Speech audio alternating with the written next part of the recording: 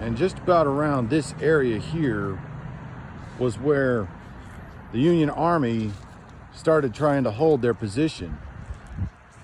Now, these markers that you see all around were actually where the Union trenches held. Now, this was before where this is right where you see the building. There was nothing literally around this area. So basically along here, you can basically see just how far these trenches were dug in. And about 200 yards that way was an Ohio regiment, basically waiting to see if any of the Confederate Army could be coming.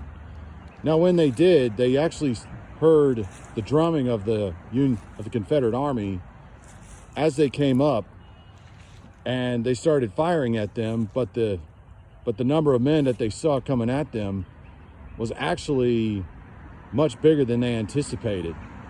So obviously, one Ohio Regiment officer hollered, fall back, and he later recalled that he gave them an example of how to do it.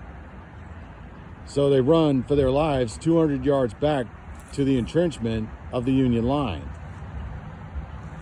And just over there to the east was the cotton gin of the Carter House. It's not there anymore. It's just a foundation.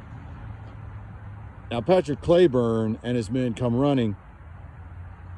up that side, and Cleburne's atop of his own horse, as I said before, but it is shot down from under him. He tries to mount through another staff officer, but in the process, it too is shot, and he runs with his sword in his right, his kepi in his left, and in an instant disappears in the smoke.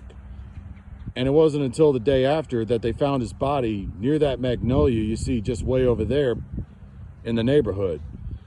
Now, they thought that where you see that one clump of trees next to it is a monument where they thought Cleburne had fallen, but it was really right near that magnolia, near that neighborhood right there. Now, basically along this way here to the southwest was Captain Todd Carter, and this was his family's home that was under siege.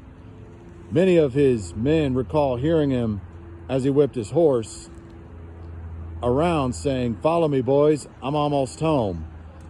He shot down 9 times and tragically dies December 2nd, 1864, with his family by his side. And one of his sister recalls saying that brothers come home at last.